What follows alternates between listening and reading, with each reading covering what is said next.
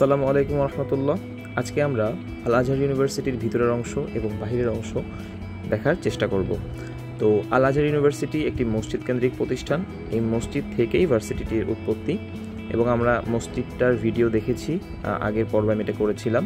So ওই মসজিদের পরেই এই মসজিদ থেকেই হচ্ছে জ্ঞানের একটা ভান্ডার শুরু হয়, সেখান থেকেই আস্তে আস্তে এটা হয়।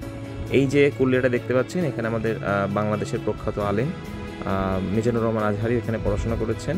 এই কুল্লিয়াতে মেবি উনি ছিলেন, যতটুকু আমি শুনেছি আর কি। তো এটা হচ্ছে একটা ভিতরে একটা লাইব্রেরি, এখানে আমরা দেখতে আসি এবং কিছু বই কিনে, মেবি আমার সাথে যে ছিল সে একটা বই কিনে। এই ইউনিভার্সিটির নামকরণ করা হয় হচ্ছে আমাদের মহানবী সাল্লাল্লাহু আলাইহি ওয়াসাল্লামের কন্যা ফাতিমা আল জাহরা, তার নামের অনুসারে।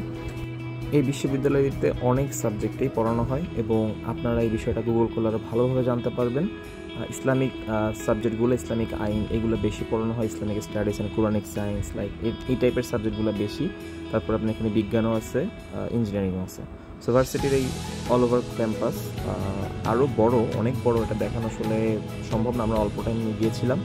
তো বাহিরের থেকে আপনি যদি একটু আমি শর্ট নিব পরে, তো ওটা দেখলে আপনি বুঝতে পারবেন যে আসলে এটা আসলে কত বড় ক্যাম্পাস।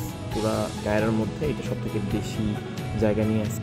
এবং যেহেতু এই ইউনিভার্সিটির অনেক প্রাচীন এবং মিশরের খুবই একটা মাশহুর বা প্রসিদ্ধ একটা ইউনিভার্সিটি, সো এখানের স্টুডেন্টদের কার্ড যারা আছে, স্টুডেন্ট কার্ড হোল্ড করে, তারা যে কোনো ট্রান্সপোর্টে একটা যেগুলো পাবলিক ট্রান্সপোর্ট, যেমন মেট্রোতে পুরোপুরি ফ্রি।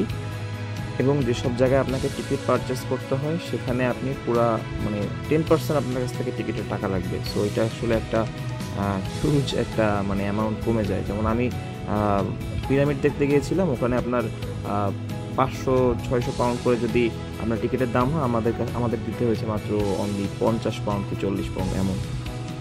সুতরাং বুঝতেই পারতেছেন যে আসলে এখানে স্টুডেন্টদের একটা ভালো নাম আছে এবং তাদেরকে সবাই অনেক সম্মান করে।